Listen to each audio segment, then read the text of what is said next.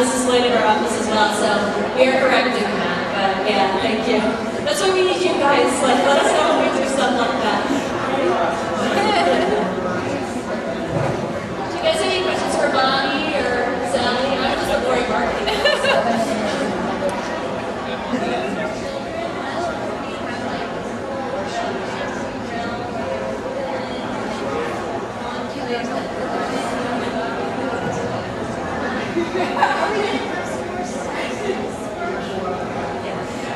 The question was, back in the 80s, there were lots of villains and conflict, and our stories are sort of like, oh no, we forgot the team, which is kind of a shit.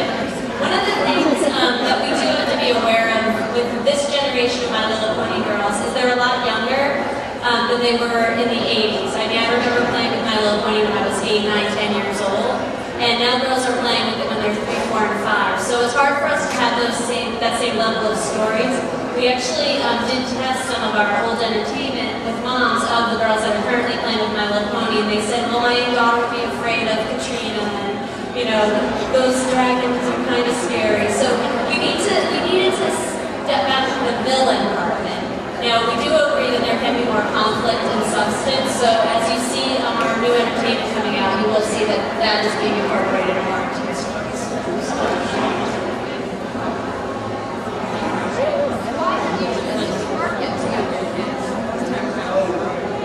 Looking at what that's a really good question. What was the question? Why did we choose to market to younger kids? And it wasn't there when they came up with the target audience. I'm guessing, usually what happens, honestly, when you launch a product, you go out with a certain age in mind, and I know we always used to say our target was 5 to 6, assuming we would get younger and older. And it just sort of fell into 3, 4, 5 to 6. So I don't know if I'd say we chose the younger market. I think that the nature of the products that are out there today, by going out with the plastic pony form, that just appeals to younger girls. Seems like it's we say marketing to younger girls, so we don't want to have villains. We don't want to have villains. If you look at toys that the kids play with today, though, almost across all brands, they're kind of ahead of where we were when we were younger. We played with toys longer. By the time kids are 8 these days, they don't play with toys as much. It's sort of sad. They've moved to video games and TV and MP3 players. And, you know, they're not playing with the dolls anymore. So if for us to have targeted the older girl, we would have had to step too far away from what we think My Little Pony's all about. We would have had to become too trendy, too digital, and that just doesn't feel right for the brand. So we wanted to stick to what the brand was, and it just happens to feel more for the younger girls.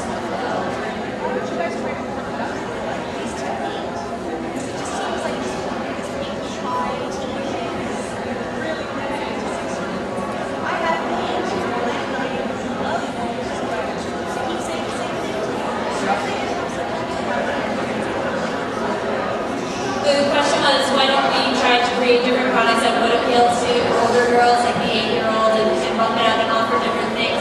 One of the things as Hasbro that we need to be aware of is we do have another very popular toy line, which is Lola's Pet Shop. And so we need to really make sure from a consumer standpoint that in some ways we are keeping those separate. Because what will happen is if we don't, the retailers will choose to carry just one.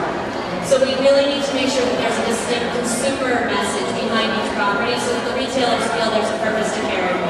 Unfortunately, we would love for them to be like, they go Target, 6 to 8, great, but they won't take a big one. So, I was just going to add in as well, we've done a lot of testing with focus group parents and children as well, and when we put the products in front of the kids and let them just kind of go wild and play with everything, it is to your point where we're doing things for a younger audience, so the younger girls, 3 to 5, do tend to gravitate towards the bright colored ponies, and then the pet shop more collectability and placement and figurines is definitely an older market.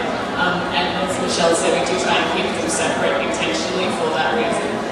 But also I think from our research we found that a lot of times we'll do concepts, lots of concepts for older girls trying to hit different points, and when we test them it keeps coming back that they're playing with video games or they're more interested in like the high-end fashion or brats or things that are, I guess, when we were kids, we were still playing with ponies and hand play and fantasy play at 9 and 10, whereas now girls have moved on to MTV and now iPod. And so I think that's what we're continually working against, and it is a good point, and we do, especially from designer one thing, try and keep working at that, but at the moment the younger age group is definitely our sweet spot for now.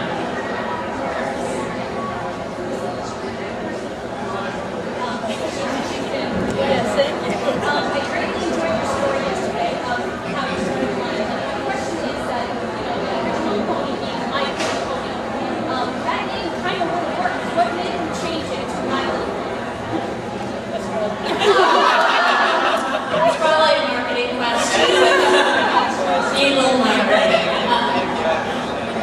I don't know the answer to it though, unfortunately, but I would guarantee it was a marketing decision. I think that, I think you actually have a clear answer. I think it was because it was the first smaller scale pony.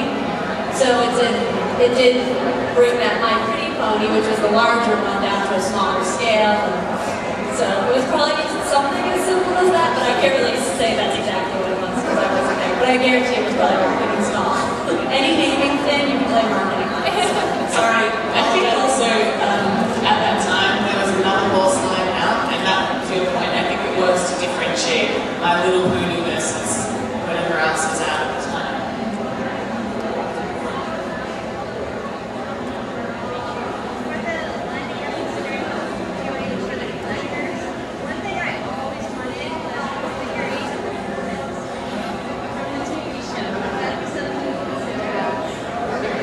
Possibly. The question was, would we ever consider for the collector's collection to do the little villains, little figurines of the villains from the shows? And actually, that reminds me, I did want to say something. We have a suggestion box up at our booth that please throw all these ideas in, because for the collectors, and it doesn't just have to be about what products we want, it can be anything, but for the collectors segment, we really want to make sure we're delivering what you guys want. We don't want to just guess. So throw all those ideas in there. We're very open. At the Pony Project, the last time there was a pony with all the symbols all over her. She showed up on eBay afterwards. How did one get her? What's your story? How did the Pony Project pony with all the symbols end up on eBay? And how can you get her? I didn't know she even existed, so I can't answer that question. That's fascinating. Really? I don't know, but if you find out, let me know. That sounds awesome. I have no idea. Sorry. Okay. Can you hear me? Okay, great. Hi, what with all the different offerings that kids have today with iPods and computer games, My Little Pony is essentially a very simple toy. What do you think has been the key to its enduring success today, 20 years later? I have no idea. I'm in awe of all of this. I mean, this is what I did. And actually, I think this was probably the first one. It just has dots on it. And I struggled to think of a few more designs to put on. I think I came at it as an artist and a lover of horses and love designing and painting and drawing. And it is simple, and I think unlike electronic games and things of that sort, you have to put your own personality into these. And I think that's what all